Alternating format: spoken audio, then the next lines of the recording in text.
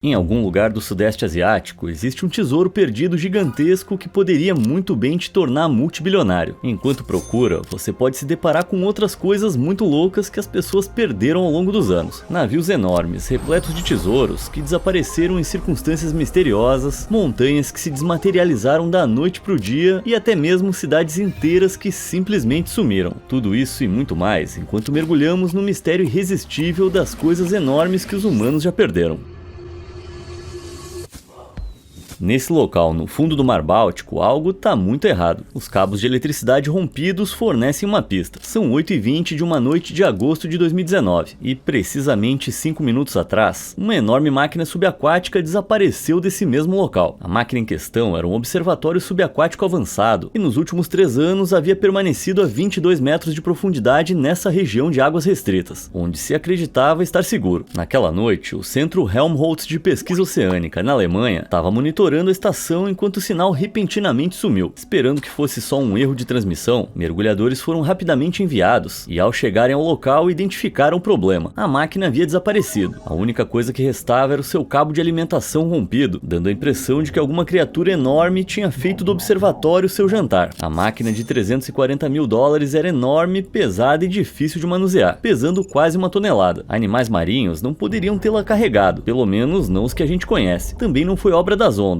de acordo com os projetistas da plataforma. Os investigadores, em vez disso, suspeitaram que criminosos estivessem à solta. Algumas fontes sugeriram que a plataforma pode ter sido arrastada, intencionalmente ou não, por navios que pescavam ilegalmente no fundo do mar, que fica em uma zona de pesca proibida. Sabe-se que a pesca ilegal como essa já foi ocasionalmente a culpada pela destruição de estruturas submarinas no passado. Outros sugerem que pode ter sido um ataque mais direcionado dos inimigos da Alemanha, buscando adquirir os dados ambientais submarinos por razões desconhecidas. Nunca se chegou a um consenso sobre o motivo definitivo do desaparecimento, mesmo quando parte do observatório reapareceu 6 meses depois, com sensores gravemente danificados ou removidos. Ninguém conseguiu afirmar com certeza quem ou o que foi responsável. Teria sido a Rússia? Foram americanos disfarçados de russos? Ou ainda alienígenas disfarçados de americanos disfarçados de russos? Me conta o que você acha aí nos comentários. Passando para coisas muito maiores e infinitamente mais valiosas, em algum lugar da Terra existe um tesouro escondido que contém mais ouro do que você pode gastar em várias vidas. Ele é chamado de Tesouro de Yamashita. O tesouro recebeu esse nome do general Tomoyuki Yamashita, o chamado Tigre da Malásia, que desempenhou um papel central na invasão japonesa do Sudeste Asiático durante a Segunda Guerra Mundial. Segundo historiadores, as forças de Yamashita saquearam mais de 6 mil toneladas de ouro e inúmeros outros objetos de valor, de bancos, museus e residências em toda a região. Isso equivale a cerca de 30 caminhões de concreto cheios de ouro, o equivalente a cerca de 600 bilhões de dólares em valores atuais. Conta-se que a liderança japonesa ordenou a Yamashita que construísse uma rede de túneis em uma cordilheira filipina, onde esconderia o saque até o fim da Segunda Guerra. Para garantir o sigilo, todos os trabalhadores forçados e oficiais que construíram os túneis foram selados lá dentro para morrerem, minimizando o número de pessoas que sabiam sobre os túneis. O general Yamashita não viveu muito tempo após a guerra. Ele foi julgado por crimes de guerra e, digamos que, teve um fim trágico. Após a morte de Yamashita e a derrota do Japão, a localização dessa mina de ouro se tornou um alvo de muita especulação. Então, décadas após o fim da guerra, uma parte do tesouro foi finalmente encontrada e veio acompanhada de uma história muito louca. No final da década de 60, um chaveiro filipino chamado Rogério Roxas recebeu um mapa do filho de um ex-soldado japonês. O mapa supostamente apontava para um dos cofres pessoais do general Yamashita, conhecido como Túnel 8, nas montanhas perto da cidade de Baguio, nas Filipinas. Nos anos seguintes, depois de receber uma permissão do governo local, Rogério liderou várias tentativas de escavação exaustivas na área. Finalmente, em 1971, o esforço valeu a pena. Ele se deparou com uma câmara artificial, que na verdade havia se tornado um túmulo. Restos mortais de soldados japoneses se encontravam no chão, ao lado de armas e rádios. Escavações adicionais revelaram algo igualmente surpreendente: um Buda dourado gigante, que brilhava no escuro. A cabeça do Buda era removível, e escondidos em seu interior estavam vários diamantes brutos. Junto deles havia caixas de madeira com com barras de ouro, algumas espadas de samurai e vários outros artefatos inestimáveis que confirmavam: esse era o tesouro que eles estavam procurando. Nas semanas seguintes, com 10 de seus homens mais fortes, Rogério retirou o Buda dourado de quase 1 metro e 1 tonelada do esconderijo. Em seguida, eles explodiram o túnel de novo, selando os tesouros restantes de olhares de curiosos por enquanto. Rogério levou o Buda para casa junto com uma caixa de ouro, mas infelizmente rumores sobre as riquezas chegaram ao ditador e presidente das Filipinas, Ferdinand Marcos. Ele e suas tropas invadiram a casa de Rogério, confiscando o tesouro e prendendo. Rogério foi submetido a um tratamento terrível enquanto os homens do ditador tentavam extrair informações, mas ele permaneceu em silêncio sobre o paradeiro do túnel até ser libertado anos depois. Só que a história não acaba aí. O ditador foi deposto em 1986 e 2 anos depois, Rogério processou seu espólio pelo valor do tesouro roubado, e não só pelos itens em sua casa. Infelizmente, parece que o regime de Marcos descobriu o túnel por conta própria e reivindicou o tesouro. Soldados foram vistos movendo inúmeras caixas do local da escavação na década de 70, e os esforços do ditador para refundir grandes quantidades de ouro na época foram tornados públicos ao longo do julgamento. Após décadas de julgamentos, o tribunal decidiu a favor de Rogério, mas a essa altura, tanto ele quanto Marcos já estavam mortos e enterrados. Assim, as reparações multimilionárias foram cobradas do espólio de Marcos, pelas quais os descendentes de Rogério ainda lutam até hoje. Mas essa era só uma parte desse suposto enorme tesouro. Nem todos os espólios de guerra foram parar em túneis nas montanhas das Filipinas. Há rumores de que 44 toneladas de ouro, 12 toneladas de platina, aproximadamente 30 quilos de diamantes, além de uma grande quantidade de obras de arte de alto valor, foram separadas do saque principal e carregadas secretamente a bordo do MV Al-Amaro. Esse transatlântico civil japonês foi afundado por engano pelas forças americanas em abril de 1945, após ser erroneamente identificado como um navio de guerra. Toda a preciosa carga a bordo, juntamente com mais de 2.000 pessoas, se perdeu quando afundou no Estreito de Taiwan. Nenhum tesouro significativo a bordo jamais foi oficialmente recuperado, embora alguns suspeitem que a China o tenha resgatado na década de 70. O governo chinês gastou 100 milhões de dólares em uma operação de salvamento em busca do navio, que segundo fontes oficiais chinesas não revelou nada realmente importante. Alguns acreditam que a China esteja mantendo suas verdadeiras descobertas em segredo. No entanto, agências de inteligência americanas analisaram documentos de comunicação japoneses da época, que indicam de maneira bem inequívoca que qualquer tesouro que pudesse estar a bordo do Al-Amaro foi descarregado em direção à Tailândia bem antes do naufrágio. As próprias agências de inteligência dos Estados Unidos também são as principais suspeitas do desaparecimento do ouro de guerra de Yamashita. Historiadores sugerem que uma parte significativa dos tesouros de Yamashita foi entregue e recuperada ou roubada pela CIA, com os despojos sendo usados para financiar projetos secretos em meados e no final do século XX. A maior parte das informações relativas à recuperação de importantes tesouros japoneses da Segunda Guerra é mantida sob sigilo, mas vários ex-funcionários de alto escalão da CIA forneceram ao longo dos anos depoimentos surpreendentes. Esses ex-funcionários afirmaram que enormes quantidades de ouro japonês recuperado, estimadas em bilhões de dólares, foram confiscadas pelos Estados Unidos, armazenadas em fundos ilícitos e contas bancárias offshore e usadas para financiar operações secretas da CIA durante anos. Essas alegações foram corroboradas por jornalistas investigativos renomados, embora provas definitivas ou uma admissão oficial do governo dos Estados Unidos permaneçam difíceis de encontrar. Infelizmente, além da descoberta de Rogério Roxas, a maior parte do tesouro de Yamashita nunca foi oficialmente recuperada. Alguns especialistas no tesouro sugerem que pode haver 18 Budas de ouro no total, escondidos em 172 locais possíveis. Com a possibilidade de tanto tesouro ainda por ser encontrado, essa é uma boa notícia para caçadores de tesouros. Então, mãos à obra. Como já vimos, algumas coisas incrivelmente grandes podem se perder completamente. Agora, como é que se perde um povoado inteiro? Bom, é só perguntar a Roanoke. Em 1587, Roanoke se tornou a primeira colônia inglesa permanente nas Américas, e logo seria palco de um dos mistérios mais notórios da história da América do Norte. Fundada perto do que é hoje a costa da Carolina do Norte, a colônia teve um início difícil. A primeira tentativa de colonizá-la, em 1585, foi abandonada por causa da falta de alimentos e recursos, além de tensões com as tribos indígenas locais. O assentamento de 1587 resistiu por mais tempo, com famílias se instalando em casas recém-construídas. O abastecimento ainda era um desafio. Então o prefeito John White fez a longa viagem de volta pelo Atlântico até a Inglaterra para solicitar apoio e mercadorias. Ele retornou a Roanoke 3 anos depois, atrasado pela guerra entre Inglaterra e Espanha, só para ficar totalmente chocado com o que encontrou. Todo mundo havia desaparecido. 85 homens, 17 mulheres e 13 crianças haviam sumido. A única pista era a palavra Croatoan entalhada em uma árvore e as letras CRO entalhadas em outras árvores próximas. Essa palavra palavra chamou a atenção de John. Era o nome da ilha Croatoan, que ficava a cerca de 50 quilômetros da costa. Com essa única pista, John voltou a bordo da embarcação e se aventurou para o sul. Porém, tragicamente, a sua investigação subsequente e a possível tentativa de resgate foram interrompidas pelo mau tempo e pela falta de recursos, e ele foi forçado a abandonar a busca antes mesmo de pisar na ilha Croatoan. Sem um porto seguro e completamente sem dinheiro, John foi forçado a retornar à Inglaterra definitivamente. Ele nunca mais viu sua família desaparecida. A ilha Croatoan, hoje chamada Ilha Hatteras, era o lar de descendentes da tribo indígena Hatteras, que ocupava a área há 10 mil anos. Esses indivíduos poderiam potencialmente ter servido como salvadores para os colonos, caso estes tivessem sido expulsos da cidade por vizinhos menos amigáveis, ou se os seus suprimentos tivessem acabado, mas qualquer evidência disso é rara, se não inexistente. Investigações ao longo dos séculos revelaram só relatos vagos, difíceis de comprovar e baseados em boatos. Alguns sugeriram que os colonos de Roanoke foram dizimados em um ataque. Outros relataram a presença de membros de tribos com traços europeus brancos ao redor da ilha de Croatoan, sugerindo que os colonos se integraram às tribos. Mas nenhuma evidência concreta e amplamente aceita, seja para um lado ou para outro, jamais foi encontrada para confirmar a teoria. O mistério da colônia perdida persiste até hoje, deixando a pergunta: o que exatamente surgiu na linha das árvores em Roanoke que causou o desaparecimento de uma vila inteira? Acabamos de ver como uma vila inteira pode se perder, mas e uma cidade inteira? Hoje, sob a agitação das ruas vibrantes da cidade do México, jaz um segredo incrivelmente sombrio: as ruínas de Tenochtitlan, uma grande cidade demolida e perdida para sempre. A impressionante capital asteca que ali existiu foi construída em ilhas dentro do lago Texcoco, no início do século XIX. A cidade ostentava uma população de aproximadamente 400 mil pessoas, em uma área de 13 quilômetros quadrados, com impressionantes pontes de terra de pedra e barro, que eram largas o suficiente para acomodar 10 cavalos lado a lado conectando ao continente. Esses caminhos possuíam portões e pontes levadiças, e eram ladeadas por aquedutos e canais. A cidade abrigava inúmeros templos incríveis, enormes mercados, jardins flutuantes e até um zoológico, e foi a maior concentração de pessoas da história mesoamericana. Porém, a sua grandeza não foi suficiente para protegê-la do conquistador espanhol Hernán Cortés. Enviado às Américas em 1519 para colonizá-las, em 1521 Cortés liderava uma força composta por seus próprios homens, combinada com uma aliança militar dos inimigos indígenas dos astecas. Com essas forças unidas, após muitas batalhas ferozes e brutais missões de conquista, Cortés tomou Tenochtitlan e a colocou sob domínio espanhol. Mas ele não parou por aí. Em um esforço para apagar a influência asteca do continente, Cortés logo ordenou a destruição total da capital. Após a destruição generalizada inicial, durante o violento cerco de Tenochtitlan, Cortés escravizou sobreviventes e os forçou a demolir sua cidade, desmantelando estruturas e monumentos e reconstruí-la em estilo espanhol. Isso incluiu a demolição do grandioso Templo Maior e a construção de uma igreja católica no lugar. No geral, o novo assentamento reformulado seria chamado de Cidade do México. Hoje em dia, além de ruínas esporádicas, não resta quase nada de Tenochtitlan, nem mesmo o lago sobre a qual foi construída. Ao longo dos anos, o lago foi gradualmente aterrado para dar lugar a novas construções, à medida que a Cidade do México se expandia. Como você pode ver nesse mapa comparativo, restam apenas fragmentos relativamente pequenos do lago Texcoco, mas aqui está o ponto crucial. Devido ao solo macio e úmido sobre o qual foi feita, a Cidade do México está afundando a cada ano, chegando a 50 centímetros anualmente em certas áreas. Talvez o lago recupere o terreno com o tempo, e essa cidade construída sobre outra cidade possa um dia desaparecer também como a anterior. Agora vamos embarcar em uma perigosa viagem pelos oceanos. Em fevereiro de 1918, um enorme navio desapareceu em circunstâncias aterrorizantes e inexplicáveis, deixando o mundo com medo do que se escondia nas profundezas azuis. Deixa eu contextualizar. A Primeira Guerra Mundial estava em pleno andamento. A Marinha Americana tinha acabado de enviar o USS Cyclops em uma missão que se tornaria lendária. O USS Cyclops era um enorme navio cargueiro com 165 metros de comprimento e 20 metros de largura. Como parte de uma operação de rotina, ele recebeu ordens para transportar 10 mil toneladas de carvão para o Brasil e em seguida trazer 11 mil toneladas de minério de manganês de volta à Virgínia. Após descarregar o carvão no Rio de Janeiro e reabastecer com manganês, deveria embarcar em uma viagem de 8.890 quilômetros pelo Atlântico, diretamente de volta para casa. Mas os registros mostram que, faltando aproximadamente 2.900 quilômetros, o navio fez uma parada não programada em Barbados para tratar de problemas com sobrecarga. A tripulação havia notado que o navio estava afundando muito na água, o que causou preocupação. Não se sabe se o navio foi aliviado desse excesso de peso antes de partir de novo, mas no outro dia ele partiu mais uma vez rumo ao seu destino. Só que essa rota ajustada o levou diretamente pelo Triângulo das Bermudas, um trecho caótico e imprevisível do Atlântico Norte, palco de inúmeras viagens malditas e desaparecidas desaparecimentos misteriosos. E essa jornada não seria diferente. Depois que os habitantes de Barbados viram o USS Cyclops desaparecer como um ponto no horizonte, as 309 pessoas a bordo jamais foram vistas de novo. Não houve relatos de sinais de socorro, nenhum bote salva-vidas foi encontrado, nem mesmo um único fragmento de metal do navio foi visto até hoje. O desaparecimento do gigante de 165 metros, junto com sua valiosa carga, desencadeou inúmeras investigações e buscas, resultando em pouco mais do que teorias vagas. Uma delas envolve o relato em primeira mão do oficial Conrad A. Nervig, que navegou com o Cyclops até o Rio de Janeiro. Ele afirmou que o capitão do navio, o tenente-comandante George Worley, não tinha muita simpatia entre a tripulação por causa dos seus acessos de raiva irracionais e decisões equivocadas, como por exemplo o único oficial com experiência no transporte de minério de manganês ter sido preso e trancado na sua cabine após uma discussão trivial com ele. O capitão então carregou todo o minério no navio sem a ajuda do especialista. O armazenamento incorreto de materiais pesados pode sobrecarregar o casco de um navio e, em casos extremos, fazer com que as embarcações se partam em pedaços e afundem rapidamente. Na opinião de Conrad, as escolhas precipitadas do capitão significavam que havia uma boa chance de o Cyclops sobrecarregado se desintegrar e afundar. Outras teorias atribuem o naufrágio à desorganização geral da tripulação. Alguns acreditam que o armazenamento inadequado de manganês fez com que ele reagisse com uma entrada de água do mar, produzindo gás hidrogênio em cantos confinados do navio, que posteriormente acabou explodindo. Outros apontam para relatos de danos pré-existentes no casco, que supostamente foram ignorados pelo capitão. Outros historiadores, por sua vez, sugerem que pode ter havido um motim contra o capitão, causando caos a bordo da embarcação, condições nas quais qualquer problema de engenharia relacionado ao clima ou danos estruturais se tornaria quase impossível de lidar de maneira adequada. As teorias mais populares na época, em contrapartida, afirmavam que submarinos alemães eram os culpados. Afinal, os Estados Unidos haviam entrado na Primeira Guerra Mundial naquele momento, e um navio cheio de manganês, que se destinava à produção de aço para munições, era um alvo muito valioso. Mas análises posteriores de registros militares alemães indicaram que não havia presença alemã naquela parte do Atlântico, e a Alemanha jamais reivindicou a autoria do feito. Outra teoria, mais bizarra, sugere que a embarcação enorme sucumbiu ao ataque de uma coisa ainda maior das profundezas, algo tipo o polvo gigante da lenda do Kraken. Embora não haja exatamente evidências do monstro marinho, alguns acreditam que ataques direcionados das profundezas podem explicar como 50 navios e 20 aviões sumiram misteriosamente no Triângulo das Bermudas ao longo dos anos. Sejam gigantes oceânicos há muito esquecidos, experimentos militares secretos ou até mesmo uma civilização alienígena subaquática, não faltam explicações sinistras para a zona oferecidas por teóricos de todo o mundo. Seja qual for o conteúdo do Triângulo das Bermudas, o certo é que a área abriga fortes correntes de ar tropicais, que transformam o mar em uma séria zona de perigo náutico o ano todo, e com o terreno extremamente acidentado do fundo do mar, em algumas partes chegando a 8.500 metros de profundidade ou mais, localizar e recuperar destroços é extremamente difícil. Independentemente do que possa se esconder lá dentro, o verdadeiro monstro do Triângulo das Bermudas vai ser sempre o próprio azul profundo e aterrorizante, e é bem possível que a força avassaladora do mar tenha arrastado o Cyclops e muitos outros semelhantes para suas profundezas. Mas é claro que o oceano está longe de ser o único lugar onde ocorrem desaparecimentos estranhos e chocantes. O Vale de Bamiyan, no Afeganistão, por exemplo, abriga uma coleção de grandes peculiaridades. Nessas colinas montanhosas existem várias fendas gigantes com formato humanoide, mas pelo jeito seus ocupantes simplesmente sumiram. Por 1500 anos, essas paredes rochosas abrigaram dois Budas gigantes, que mediam 35 e 53 metros respectivamente. Então, em 2001, o impensável aconteceu. As estátuas gigantes desapareceram, mas não se tratava de um roubo sorrateiro ou desaparecimento sobrenatural, e sim da intenção de pessoas muito más. O Talibã, o grupo que tomou a região em terror, explodiu as belas estátuas, destruindo símbolos religiosos para agradar ao seu próprio Deus. Isso, em geral, foi considerado uma atitude desprezível. Agora, seus abrigos são tudo que resta. E, ironicamente, hoje o Talibã abriu a área para turistas. Por $5, você pode se maravilhar com esses buracos na parede. Muito bom. Infelizmente, como vocês vão ver em breve, gigantes antigos têm uma tendência a desaparecer. O Colosso de Rhodes, a estátua de bronze de 33 metros do deus Sol Hélio, se erguia outrora triunfante sobre o porto da maravilhosa cidade de Rhodes na Grécia Antiga. Construído para celebrar uma vitória militar no século IV a.C., o gigante de bronze tinha 2/3 do tamanho da Estátua da Liberdade e era oficialmente a estátua mais alta do mundo antigo. Plínio o Velho, um escritor romano do século I, com esse nome que parece ter saído diretamente do Dark Souls, registrou que 300 pessoas levaram 12 anos para terminar o Colosso. Quando finalmente foi concluído, em 280 a.C.,